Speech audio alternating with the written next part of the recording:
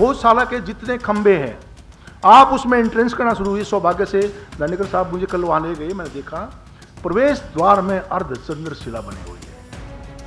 अकाट्य प्रमाण है अर्धचंद्र शिला आपके मंदिर में प्रवेश करने से पूर्व जो पहला पत्थर होता है उसको अर्धचंद्र शिला कहते हैं। क्या आपको और प्रमाण चाहिए या किसी न्यायालय को और प्रमाण चाहिए इसका? तो मालवा का जो क्षेत्र था पहले वो आपका हरियाणा, पंजाब और ऊपर जो वर्तमान पाकिस्तान है उसको आप हड़प्पा और मोहनजोदारो कहते हैं, और गुजरात से होता हुआ नीचे तक था।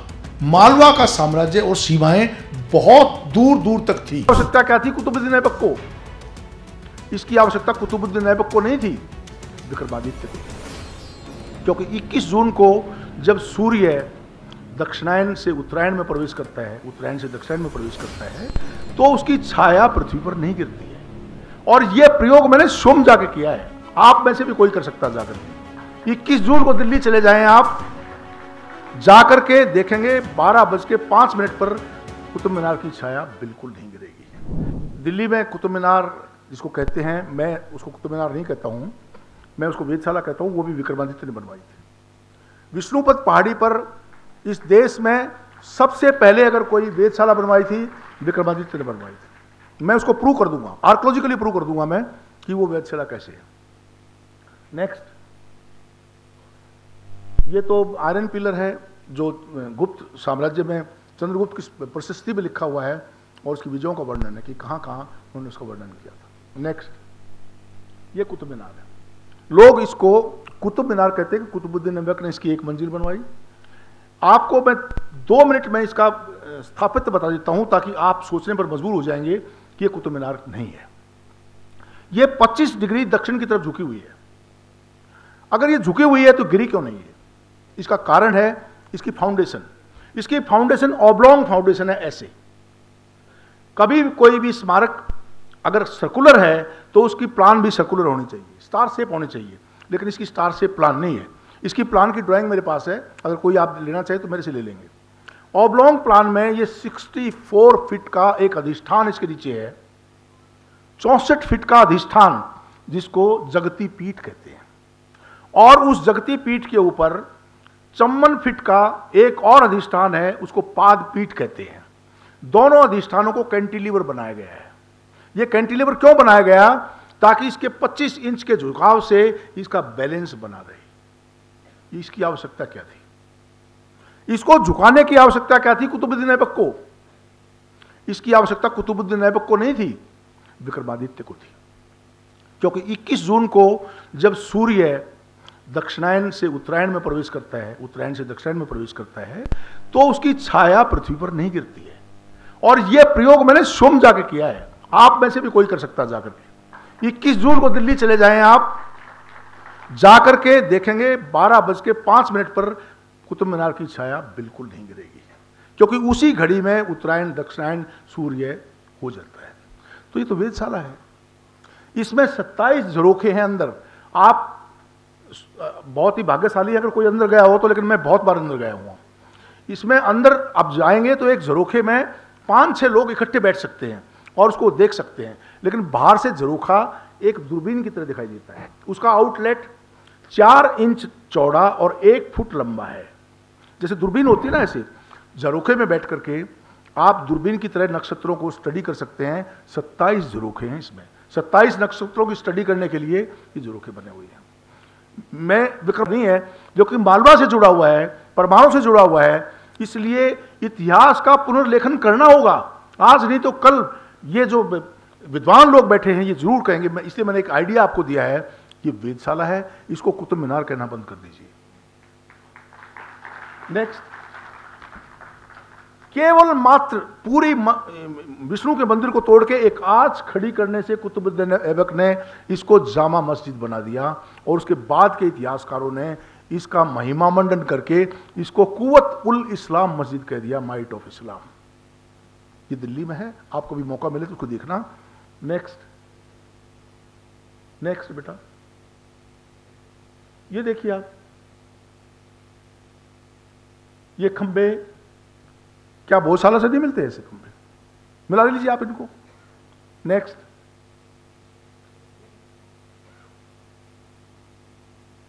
ये देख लीजिए। नेक्स्ट, ये इसका फसाड है, और जहां आर्च बनी हुई है ये ऑग शेप आर्च कहते हैं, OGEE, ऑग शेप आर्च ऐसी होती है। इस ऑग शेप आर्च के ऊपरी हिस्से में ये अभिलेख लिखा हुआ है जो मैंने अभी आपको पढ़ के सुनाया था कि ईसार रा, इस किले को जीतने के बाद हमने 27 मंदिरों को तोड़ा और उसके हालात से इस बने। ये केवल ये फसाड, इसका पूरा अधिष्ठान मंदिर का अधिष्ठान था।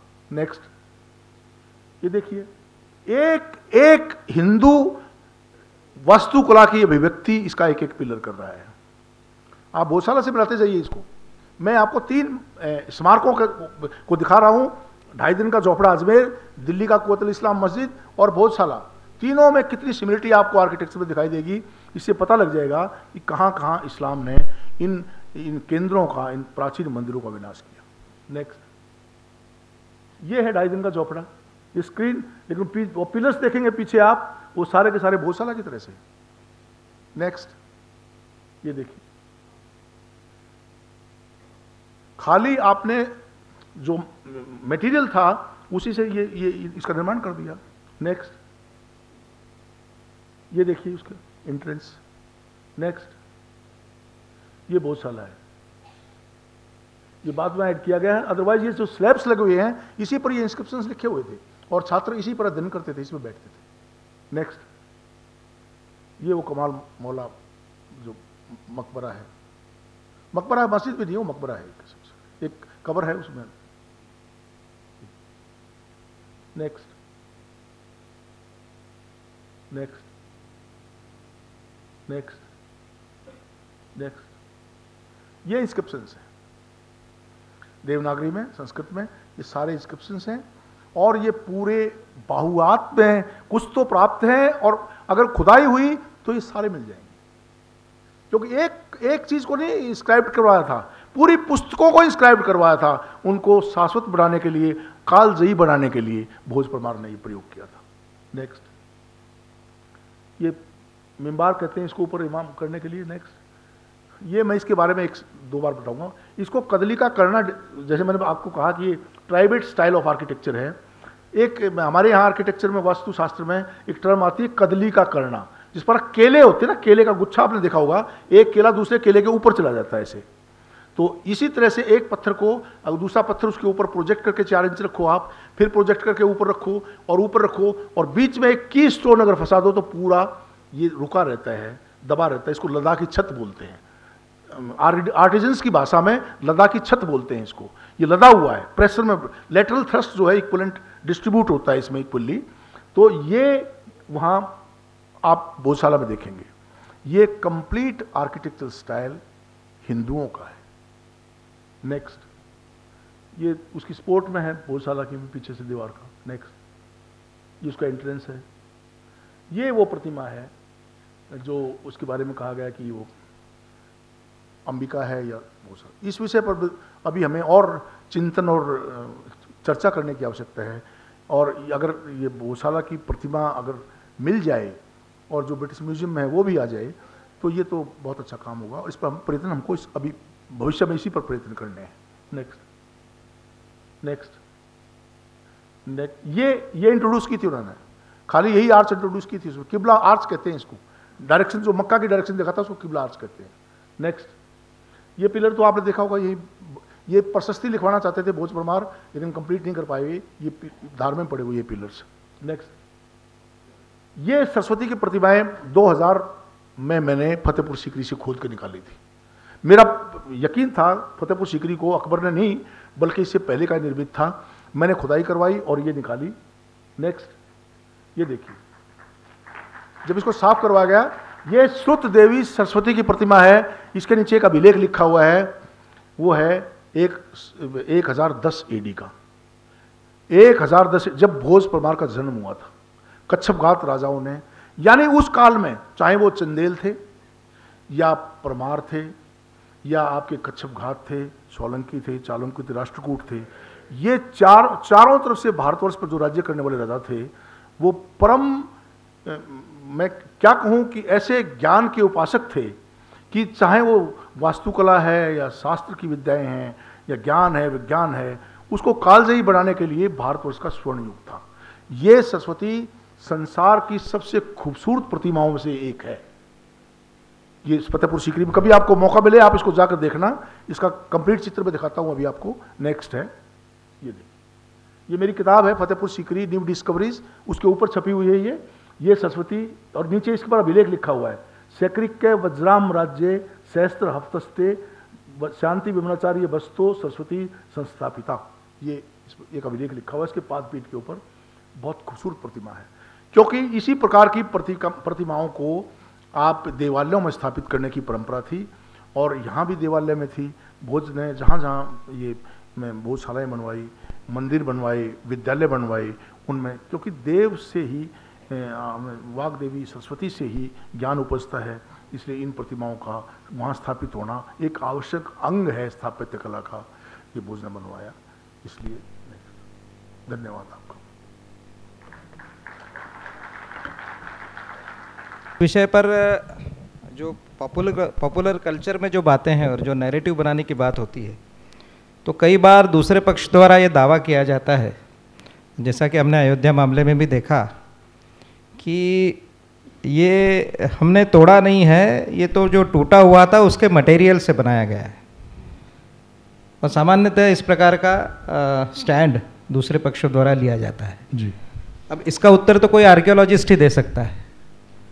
तो जितने भी इस प्रकार भोजशाला और बाकी जितने स्थान हैं, तो उसमें आर्कियोलॉजी की दृष्टि से उसका क्या उत्तर होना चाहिए?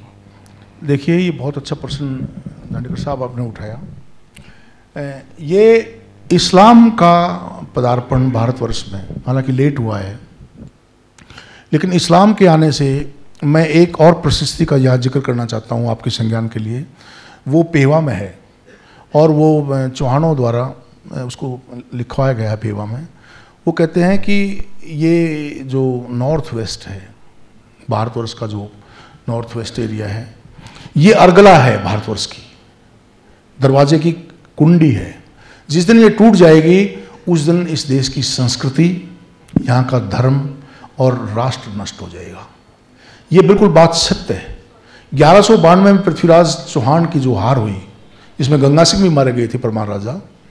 ये इस्लाम का जब आगमन भारतवर्ष में हुआ तो उन्होंने भारतीय संस्कृति का विनाश किया, और उसको विनाश करने के दो तरीके थे। एक तो था कि जो हमारे स्थापत्य के और जो हमारे ज्ञान के केंद्र थे, चाहे वो शिक्षा का केंद्र हो या कोई मंदिर हो या हमारी और ज्ञान की अभिव्यक्ति करने वाले जो हमारे स्मारक हैं, कीर्तिमान हैं, जो प्रमाण हैं, और आइडियोलॉजिकल जो क्या कोई भी चीज़ आप उनको नाम दे सकते हैं, उनका विध्वंस करना, ये एक ऐसा जाहिल तरीका था। उसका एक एग्जांपल मैं आपको दूंगा। महाबन के मंदिरों को जब ये महमूद गजनवी आया वहाँ पे, उसे देखा कि वो चंदन का बना हुआ था और बड़ी सुंदर नक्काशी उस पर की हुई थी मथुरा में महाबन के मंदिर में। उसने कहा कोई बात नहीं, लगता है जिनों ने बनाया है, जिन भूतों ने बनाया, तो ऐसा लगता है, लेकिन कोई बात, जला दो इसको। यानी सिविलाइजेशन को जला देने को, ये क्या सिविलाइजेशन है? तो ये जो बार्बरिक एक्शन हुआ है भारतवर्ष की भूमि पर, उसमें हजारों मंदिरों को तोड़ दिया गया। और ये फेज, एक पहला फेज था कि उन्होंने ही मंदिरों को तोड़ा और उसके मटेरियल से मस्जिदों को बना दिया। दूसरी बार और थोड़ा सा इंप्रूव करके बनाया, और थर्ड फेज में वो थोड़ा और इंप्रूव होकर बनाया। लेकिन क्या ये इस्लाम का गुनाह क्षम्य है? बिल्कुल क्षम्य नहीं है। हमारे वो स्मारक, वो हमारे अवशेष, वो हमारे कीर्तिमान और जो प्रतिमान थे, उनका हक है कि हम उनको पुनर्जागृत करें, उनको पुनरुत्थान करें उनका, और उनकी यश कीर्ति को पुनर्स्थापित करें। एक विनाशक आता है, उसको तोड़ देता है। तो मेरा ये मानना है, आर्कोलॉजिकल एविडेंस जो पड़े हुए हैं, चाहे वो टूटी हुई मूर्तियां हैं, उसके मूल स्वरूप को आप नहीं बदल सकते हैं। किसी के बदलने से, अल्ट्रेशन और एडिशन करने से उसके स्वरूप को आप बदल नहीं सकते, इतिहास नहीं बदल सकते हैं। कि इतिहास की सच्चाई वही रहेगी जो उसका निर्माण करने वाला है, उसका संस्थापक है। ये मेरा मानना है। दूसरी बात आपने कही थी, जैसे यहाँ पर काफ़ी संख्या में युवा छात्र भी उपस्थित है और शोध के विषय में काफ़ी रुचि रखने वाले लोग भी हैं। तो इस विषय में शोध करने हेतु स्थापत्य कला, वास्तुशास्त्र, आर्कियोलॉजी यानी पुरातत्व शास्त्र, इसमें शोध करने के क्या आयाम हो सकते हैं, तो ये आपसे पूछना चाहता हूँ। बहुत ही बड़ा खुला हुआ क्षेत्र है शोध का। इस पर मैं समझता हूँ शोध हुआ ही नहीं है। मैं विश्वविद्यालय के जो स्टूडेंट्स हैं उनका आह्वान करता हूँ, यूनिवर्सिटी में वो एक टॉपिक लें, विलेज टू विलेज सर्वे करें। सबसे पहले है सर्वे, एक एक गांव में जाएं, वहाँ के तड़ागों को, बावड़ियों को, वापियों को, मंदिरों को, बहियों को, ग्राम देवताओं को, हर आर्कोलॉजिकल रिमेन को डॉक्यूमेंटेशन करें, उसका रिकॉर्ड करें, और उसका लोक जो जीवन में जो इतिहास है उसको संजोएं, और सबको समझा करके एक डॉक्यूमेंटेशन करें, अपने रिसर्च पेपर तैयार करें, अपने थीसिस तैयार करें। ये हमारा बेस बनेगा रिसर्च का। एक तो हुआ ये ग्राउंड सर्वे, आर्कोलॉजिकल इन्वेस्टिगेशंस जो कि आर्कोलॉजिकल रिमेन्स के आधार पर है, लेकिन साथ साथ जो साहित्य का सर्जन है, आपके जो संस्कृत साहित्य का सर्जन है, पुस्तकों का संपादन है, पुनर्लेखन है, सही साहित्य का सही ढंग से प्रस्तुतिकरण है, जिसका प्रयोग हम यहाँ कर रहे हैं, वो बहुत ज़रूरी है। इसलिए ये दायित्व बनता है अब बौद्धिक जगत का, नवयुवकों का, कि वो उठें और भारतवर्ष के उस अतीत को जो गौरवशाली था उसको पुनर्स्थापित कर दें। वो सोच से ही होगा। अब कुछ प्रश्न दर्शक दीर्घा से मैं अनुरोध करूंगा कि माइक। आदरणीय मंच और समादरणीय सदन को प्रणाम करती हूं। मैं अचला शर्मा। सर, अभी आपने उल्लेख किया कि भोजशाला केवल धार में नहीं है, और भी जगह बनी है।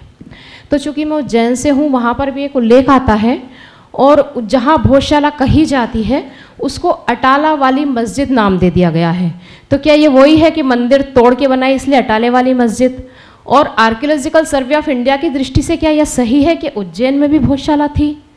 और यदि थी तो क्या वहाँ खुदाई करना चाहिए आर्कियोलॉजिकल सर्वे को? पहला क्वेश्चन।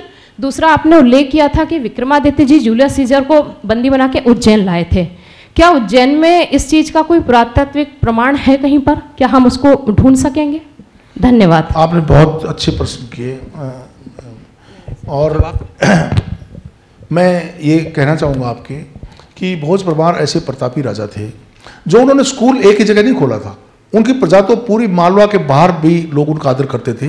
तो ऐसे ऐसे उन्होंने एक नहीं अनेक विद्यालय, और एक एक विद्यालय में 5-5, 10-10 हज़ार छात्र पढ़ते थे। वो निकलते रहते थे, नए छात्र आते रहते थे, आचार्य रहते थे। यानी ये रेजिडेंशियल स्कूल थे। उनके रहने की, खाने की व्यवस्था फ्री राजा की तरफ से होती थी, कोई फीस नहीं लगती थी उसमें। केवल उसका उद्देश्य था विद्वानों को क्रिएट करना। तो अलग क्षेत्र में अलग अलग जगह ऐसी भोजशालाएं बनी थी, और राजाओं ने इस परंपरा को जीवित भी रखा। हमारे वैदिक काल में देखो ऋषि क्या करते थे, इसी प्रकार से कुल आचार्य जो होते थे अपने पास छात्रों को रखते थे और उनको पढ़ाते थे फ्री में, और उसके बाद जब वो स्नातक हो जाते थे, स्नान करवाने के उपरांत उनको भेज देते थे। स्नान करने के बाद उसको स्नातक हो जाता है।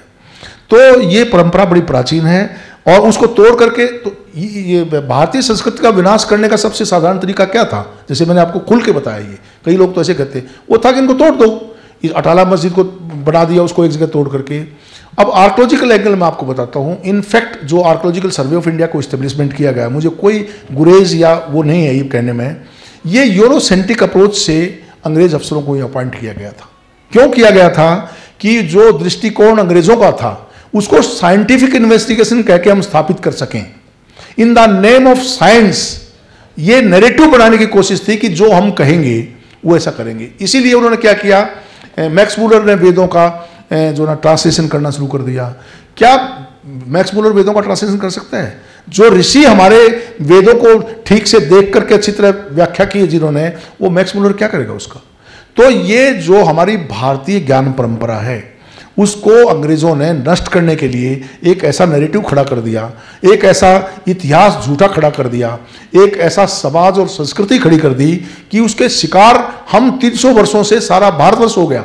हमारा रहन खान, सहन पहन सब कुछ बदल गया, और हम ना भारतीय रहे ना हम यूरोपियन रहे। हम बिल्कुल ऐसी प्रजाति हो गए जो अब हम कोशिश कर रहे हैं कि हम अपने अतीत को देख करके हम उन जैसे बन जाएं, अपने पूर्वजों जैसे।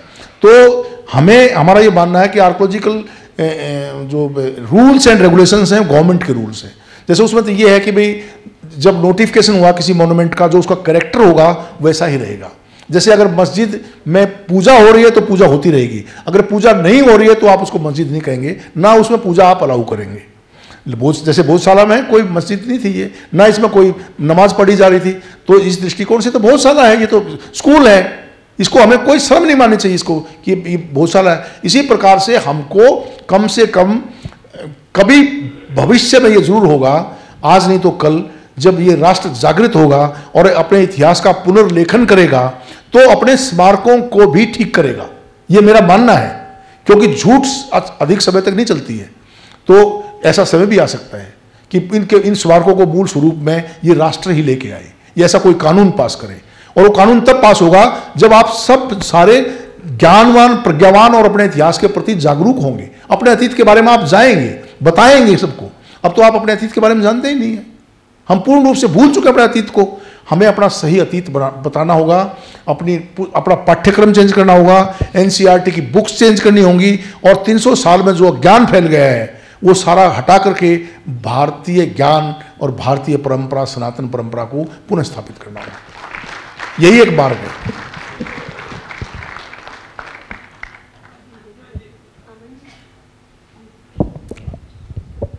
नमस्कार सर, मैं आशीष शर्मा जबलपुर से आया हूँ। सर मेरा एक सवाल है, जैसे कि आपने बताया कि जो कुतुब मीनार का वास्तविक स्वरूप था इतिहास में वेधशाला के रूप में, तो क्या हम जैसे युवा ये मान लें कि जैसे आपने प्रूव करने के लिए भी बात की कि आप इसको प्रूव कर सकते हैं कि ये वेधशाला थी, तो क्या हम उसको वास्तविक स्वरूप में देख सकते हैं? क्या ये उसका वास्तविक जो नाम था वो अभी प्रतिबिंबित हो सकता है क्या? क्यों नहीं हो सकता? देखिए, शोध की कोई सीमा नहीं होती है। ये जो गांव है मेहरौली, ये मिहिर से निकला है। वराह मिहिर उसके दरबार में आचार्य था, जो ज्योतिष का पारिस वो ईरान का रहने वाला था, जो कि विक्रमादित्य के दरबार में था। मिहिर से ही ये मेहरौली बना है। ओरिजिनल नाम उस गांव का मिहिरावली था, मिहिरावली से मेहरौली बन गया। जैसे मैंने आपको बताया, मालवा से मेलुआ बन गया। तो आप उस कुतुब मीनार के आर्किटेक्चर से पूछिए, आप वास्तु शास्त्र से ज्ञात करिए, आर्किटेक्चर स्वयं को अभिव्यक्त कर देता है। आप एक साधारण सवाल ये पूछिए कि इसमें 27 झरोखे क्यों बने हुए हैं? झरोखे के ऊपर कुछ इंस्क्रिप्शंस लिखे हुए हैं, सूर्य मेरु पृथ्वी यंत्रेण मिहिरावल्ली, ये लिखा हुआ है। सूर्य मेरु है, ये सूर्य का मेरु है और ये पृथ्वी का यंत्र है। तो आप उन अभिलेखों के आधार पर, आर्किटेक्चर के डिजाइन के आधार पर और उसके स्टाइल के आधार पर यह स्थापित कर सकते हैं कि यह मीनार नहीं, यह वेधशाला है। मेरा काफी आलोचना हुई कि आपने आर्कोलॉजिकल सर्वे में इतने दिन काम किया और आप इसको वेधशाला बता रहे हैं। मैंने कहा मैं वेधशाला इसलिए बता रहा हूं कि इसका आर्किटेक्चर ऐसा कह रहा है, इसलिए शोध करने की कोई सीमा नहीं है। आप शोध करिए और उसको अपने आर्टिकल लिखिए और जो गलती हुई उसको पुनः स्थापित कर दीजिए। आप मुझे बताइए, इसको कुतुब मीनार कहकर भी तो गलत कर दिया ना, कितना बड़ा झूठ प्रचार फैला दिया। वो 1000 बार झूठ बोलने से सत्य लगता है, वो आज को अब सत्य लग रहा है आपको। तो सर क्या भारत सरकार इस पर कोई कदम उठाएगी? ये तो कहना बड़ा मुश्किल है कि भारत सरकार की अपेक्षा मैं ये जन समाज से ये अपेक्षा करता हूं, शोधार्थियों से, कि वो क्यों करेगा। वो सरकार को बताएं कि आपकी पुस्तकों में गलत लिखा हुआ है ये।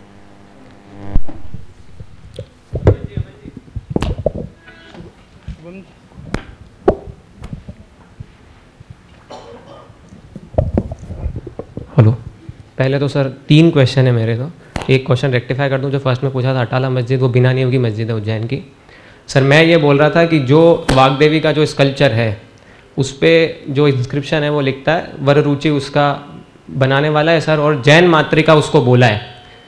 तो सर डिफ्रेंशिएट कैसे करेंगे कि जैन सरस्वती है या फिर जो हम सरस्वती जिसकी बात कर रहे हैं वाग्देवी, क्योंकि इंस्क्रिप्शन पे तो सर जैन मातृका अम्बा लिखा है। मैं बता देता तो सर उसको थोड़ा सा। मैं आपका प्रश्न समझ गया, आप सुनिए। देखिए, ये जो सनातन परंपरा है, एक वृक्ष है, उसमें से जैनिज्म भी उसमें से निकला है, बौद्धिज्म भी उसमें से निकला है। ये सारे जो मतांतर और रिलीजन है छोटे छोटे, ये बेसिकली सनातन परंपरा की ही देन है। डिसएग्रीमेंट है, कुछ बौद्धों ने डिसएग्रीमेंट किया सनातन से और उन्होंने अपने विचार अलग से कर दिए। अब ये प्रतिभाओं का बात आ पाइए, तो जैन श्रुत देवी सरस्वती के हाथ में वही लक्षण होते हैं, वही औधे होते हैं जो वाक देवी सरस्वती के हाथ में होते हैं। यानी पुस्तक होती है, माला होती है, अक्षमाला होती है, वर्द मुद्रा में होता है। और ये तो आपने वाक देवी सरस्वती की आइकोनोग्राफी पहचानी। जैन सरस्वती में क्या होगा कि उसके हेड के ऊपर एक तीर्थंकर बना होगा। जैसे अभी आप इसमें अगर देखें ना, इसमें फतेहपुर सीकरी में, तो मैंने इसको कैसे पहचाना? मैंने इसलिए पहचाना कि जैन सरस्वती जिसको श्रुत देवी सरस्वती कहते हैं, सरस्वती की उपासना जैन धर्म में भी उतनी है, वही उतनी ही बौद्ध धर्म में भी है, और उतनी ही हमारी सनातन परंपरा में भी है। तो हम सनातन परंपरा में वाक देवी कहते हैं, यानी ज्ञान की अधिष्ठात्री देवी, वाणी की अधिष्ठात्री देवी, इसलिए शब्द ब्रह्म है ये। इस शब्द ब्रह्म से हम इस वाक करते हैं। तो इसके हाथ में पुस्तक, अक्षमाला, और ये आपका ये मिलेगी, वेद मिलेगा हाथ में, अक्षमाला मिलेगी, वर्त मुद्रा में मिलेगा। तो आइकोनोग्राफी के जो फीचर हैं, मूर्ति विज्ञान के जो फीचर हैं, उनको देख करके आप पहचान सकते हैं कि ये जैन सरस्वती है, या बौद्ध सरस्वती है, या तारा है, या ये वाक देवी है। ये मूर्ति विज्ञान का विषय है। आप मेरे पास बैठना, मैं आपको 1 मिनट में डिफ्रेंशिएट करवा दूंगा कि कौन देवी किस मत और मतांतर की है। एक क्वेश्चन और है सर, जो मेलुहा की आप बात कर रहे थे। हाँ जी। आपने बोला कि मैं तो खुद यहीं का हूँ सर, अपनी जन्मभूमि सबको गर्व होता है, लेकिन ये जो मालवा रीजन है सर, करंट जिसको हम बोल रहे हैं, पहले तो नाम सर अवंतिका था। दूसरा सर, जो मालव जहाँ के आप हैं, हरियाणा पंजाब वाला जो मालव गणराज्य है, क्योंकि सर ये जो मालवा है, सुमेरियंस के साथ जो रिलेशन थे वो हड़प्पन्स के थे, हम सबको पता है। तो मुझको सर ऐसा लगता है, आप और डाउट क्लियर कर देंगे कि ये जो जिस मालवा के आप मेलुहा की जो बात कर रहे हैं सर, मुझे ऐसा लगता है कि ये जो पंजाब सिंध वाला जो मालव है, ऐसा नहीं हो सकता वो है सर हम जो जिस मालवा की बात करें, क्योंकि कायथा ट्रेडिशन जो है सर, उसका तो इतना डेट जाता ही नहीं है सर जितना डेट सुमेरियन का जाता है सर। कायथा की डेट तो सर 2500। मैं समझ गया आपकी बात को जी सर। मैं क्षमा चाहता हूँ कि मैं ये वर्णन करना भूल गया, जो आपने मुझे याद दिलवा दिया। पटियाला के आसपास का ये सब संज्ञान में है, विद्वानों के संज्ञान में लाना चाहता हूँ, जो इस बच्चे ने मुझे बताया है। उस प्रदेश को भी मालवा प्रदेश कहते हैं। महाभारत में जो गणराज्य थे, उसमें से कठ मालव जो थे साथ साथ गणे जाते हैं। कठ और मालव ये गणराज्य थे। तो मालवा का जो क्षेत्र था पहले, वो आपका हरियाणा, पंजाब और ऊपर जो वर्तमान पाकिस्तान है, इसको आप हड़प्पा और मोहनजोदारो कहते हैं, और गुजरात से होता हुआ नीचे तक था। मालवा का साम्राज्य और सीमाएं बहुत दूर दूर तक थी। इसीलिए मेरा मानना है कि जो मेलवा वर्ड आया है वो गलती से अब ब्रंश में लिखा गया है, वो मालव प्रदेश है। अच्छा, वो आगे वर्णन करते हैं, सुमेरियन टेक्स्ट इसके बारे में और आगे वर्णन करते हैं। वो कहते हैं कि वहां काले पहाड़ हैं। काले पहाड़ का जब जिक्र है और उनसे अंजन बनता है। अब ये काले पहाड़ कहाँ हैं? सुलेमान पर्वतों को काले पहाड़ कहते हैं। उससे पहले उसको अंजन पर्वत कहते थे, क्योंकि रामायण में मैंने जो रेफरेंस देखे, सुग्रीव जब बहुत बड़ा ज्योग्राफर था सुग्रीव, वो बंदरों की पार्टी को कहता है कि तुम ईस्ट में जाना, वेस्ट में जाना, साउथ में जाना, और एक पार्टी को कहता है कि आप अंजन पर्वत पर जरूर जाना, जहां का सुरमा स्त्रियां अपनी आंखों में लगाती हैं। तो वो जो सुरमा, सुलेमानी सुरमा, आज भी दुनिया में वो पाकिस्तान से ही आता है। ये वो चीज। तो जब हम व्याकरण में जाते हैं, लिंग्विस्टिक में जाते हैं, तो ज्योग्राफी अपने आप आपके सामने प्रकट हो जाएगी। और ज्योग्राफी के साथ साथ जब आप इतिहास और आर्कियोलॉजी पढ़ेंगे, तो प्राचीन जो क्षेत्र हैं और जो व्यापार मार्ग है, आगे वो कहते हैं, मैं देखिए बहुत अच्छा विषय उन्होंने उठाया। वहाँ इस सुमेरियन टेक्स्ट में क्या लिखे हैं कि मैं इंतजार कर रहा हूँ, मेलवा से व्यापारी आएंगे और मेरे लिए मोर लेके आएंगे, जो मेरे महलों पर कू कू कू की आवाज करेंगे। मेरे लिए मेलवा से चंदन की सुगंधित चीजें लेके आएंगे, और वो ऐसे वृक्षों को लेके आएंगे, उनको डिजायरेबल साइज के, वो कहते हैं सरदल, एक वर्ड है सर्द। आप में से सरदल, सर्द, सैंतीर को समझते हो आप क्या होता है? सैंतीर वर्ड क्या होता है? हां, देखिए एक वर्ड है सर्द। सुमेरियन टेक्स्ट में वर्ड मेरे को जो मिला वो मिला सर्द। सर्द माने सैंतीर, ये सैंतीर है, उसको बीम, और उस सर्द को सरदल भी कहते हैं हरियाणा में, और हरियाणा में उसको सैंतीर भी कहते हैं। तो ये सर्द से ही ये तीनों वर्ड ऑरिजिनेट हुए हैं। तो सर्द का रेफरेंस कहां मिला मुझे? मेसोपोटामिया में। फिर वो कहते हैं मेसू लेके आएंगे। मेसू बता सकता है आपको कौन सा वृक्ष होता है? शीशम को मेसू कहते हैं। आज भी आप जो काठ को काम करने वाले कारीगर हैं उनसे पूछो, वो कहेंगे चलो हम आपको मेसू की लकड़ी दिलवाते हैं, बहुत बढ़िया होती है। क्योंकि कहते हैं साल पड़ी और शीशम खड़ी कभी खराब नहीं होती। साल को ऐप ऐसे लेटा हुआ, ये भोज परमार का नुक्ता है, ये मैं आपको बता रहा हूं। भोज परमार ने कहा है ये कि साल को गिराओ, ऐसे ऐसे गिराओ और शीशम को ऐसे खड़ा रखो, 5000 साल तक कुछ नहीं होता उसका। तो मेसू वर्ड, सर्द वर्ड, ये मुझे मेसोपोटामियन टेक्स्ट में मिले। जब ये दोनों वर्ड मिले मेरे को, तो मैंने कहा ये भाषा तो हमारी हिंदुस्तान की है, तो ये स्क्रिप्ट कहां से हो गई? ये तो पिक्टोग्राफ है। इसीलिए मालवा का जो क्षेत्र आप नौजवान ने बताया, मालवा छोटा प्रदेश नहीं था। इसलिए मेरा ये यकीन है, आगे आप शोध करो इसके ऊपर, कि जो ये रेफरेंस एक वर्ड ने मुझे दिया है, एक और नाम आता है मेसोपोटामियन टेक्स्ट में, वो रामफल। रामफल किसी या तो उत्तर प्रदेश या हरियाणा के व्यक्ति का नाम ही रामफल हो सकता है।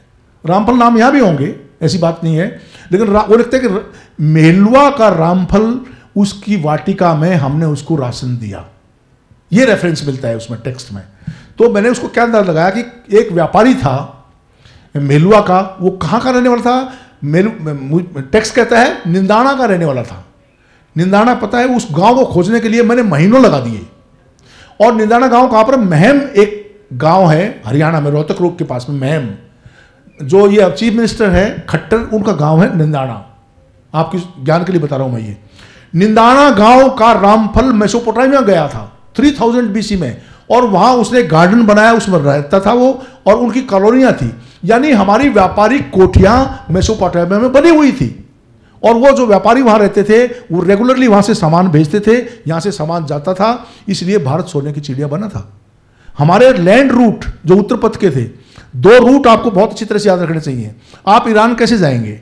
दिल्ली से एक रास्ता ईरान जाने का है, पानीपत, अमृतसर, काबुल, काबुल से मर्व जाएंगे आप, एक रास्ता ये है। दूसरा रास्ता है दिल्ली से आप हांसी, इसार, फाजिलका, गजनवी, कंधार, बामियान और मर्व चले जाएंगे। दोनों रास्ते जाके मर्व में मिलते हैं और मर्व से बलखसा चले जाते हैं, जिसको आप बाल हीक कहते हैं। बाल हीक बलख का नाम है। बाल हीक से फिर और रास्ते फटते थे ऐसे ऊपर की तरफ जाने के लिए। इसलिए बाल हीक का राजा महाभारत में लड़ रहा था। महाभारत में 168 राजा लड़ रहे थे, जिनमें से बाल हीक का राजा बहुत प्रमुख था। बाल हीक में ये सभा हुई थी, जैसे मैंने ऋग्वेद का जिक्र किया ना, बाल हीक में एक सभा हुई कि हम इंद्र को अपना देवता नहीं मानते। इंद्र हमारा पौराणिक देवता नहीं है, हम वरुण को अपना देवता मानते हैं। इसलिए इंद्र की बजाय वरुण की उपासना करते हैं। और वो वरुण के उपासक कौन थे? वो जैन अवस्था के मानने वाले लोग थे, यानी ईरानी लोग थे, अग्नि पूजक लोग थे। तो ये ऋग्वेद का एक रेफरेंस बताता है कि भारतवर्ष के टुकड़े ऋग्वेद काल में ही हो गए थे। सिंधु के उस पार के एरिया को आर्यन कहने लगे थे, और सिंधु के इस पार के एरिया को आर्यवर्त कहने लगे थे। तो ये भारत के जो प्राचीन विस्तृत वृत्त भारत है, उसकी सीमाएं ऋग्वेद से ही टूटनी शुरू हो गई थी, क्योंकि आइडियोलॉजिकल डिफरेंस हो गया था सोचने के तरीके में। और ये जो जैन अवस्था थे वो अलग से, वो ऋषासव ऋषि का दोहित्र था, जरतुस्तर, जिसने जैन अवस्था लिखी है, उनकी मान्यता ये थी। इसलिए ये जैन अवस्था ऋग्वेद की बहन है। आप भाषा देखोगे, उसकी भाषा शैली संस्कृत की प्योरिटी नहीं है, वो उसकी बहन है। तो ये ऋग्वेद और जैन अवस्था लगभग एक जैसे ग्रंथ हैं। भोज परमार ये मानते थे, क्यों उन्होंने व्याकरण को प्रधानता दी, कि व्याकरण की अशुद्धियां जो है ना, अशुद्धियां वो संस्कृत के ज्ञान को गिरा देंगी। इसलिए ज्ञान को स्थापित करने के लिए, परमानेंट बनाने के लिए, चिरकाल के कालजयी बनाने के लिए उन्होंने उसको अभिलेखों को लिखवाया, ताकि विद्यार्थी उसका उच्चारण सही रूप में कर सकें। इसलिए हमारी जो संस्कृत है वो बोली जाती है, देख पढ़ी नहीं जाती, कंठस्थ करके याद की जाती है, और वही सही उदाहरण होता है, वही आचार्य सुनता है। इसलिए इस परंपरा को जागृत करना चाहिए हमें। सर एक लास्ट क्वेश्चन है, 2 मिनट लगेंगे। आप जिस विक्रमादित्य की बात कर रहे हैं डिबेटेबल कुतुब मीनार के विषय में, सर यहाँ क्या है, जो उज्जैन के राजा विक्रमादित्य हैं, जिनका मान्यता बहुत है यहाँ पे लोक कथाओं में, तो आप किस विक्रमादित्य की बात कर रहे हैं सर? क्योंकि बाद में शायद 12-16 हुए एकदम एक्चुअल, तो मुझे भी ध्यान नहीं है। आप बहुत अच्छा सवाल आप पूछा। ये आप समय हो गया, सुना चाहता हूँ, बस एक आखिरी जवाब देकर खत्म करते हैं। यहाँ इस एरिया को विदर्भ देश भी कहते हैं, विदर्भ राज। इसको, ये उज्जैन तो एक छोटा सा, ये राजधानी को, उज्जैनी से राजधानी तो भोज परमार ने इसको ट्रांसफर किया था। इस पूरे क्षेत्र को आप देखें, इनकी सीमाओं से ना बंधें, मध्यकाल की सीमाओं से आप ना बांधें अपने आप को। अगर प्राचीन काल में परमार वंश के राजा विक्रमादित्य ये वही विक्रमादित्य थे जो मालवाधीश थे, उनका नाम भी मालवाधीश था, भोज परमार का नाम भी मालवाधीश था, धारेश्वर भी कहते हैं इनको, और इनको त्रिलोक नारायण भी कहते हैं। भोज परमार के 4-5 नाम हैं, जब आप इनके साहित्य को देखेंगे भोज परमार के 5-6 नाम हैं। इसी प्रकार विक्रमादित्य के अनेक नाम थे। तो मेरा ये कहना है कि इस मध्यकाल की सीमाओं में हम ना बंद करके विस्तार रूप से हिस्ट्री को जब देखेंगे, ज्योग्राफी को देखेंगे, तो आपको सच्चाई प्रकट होगी।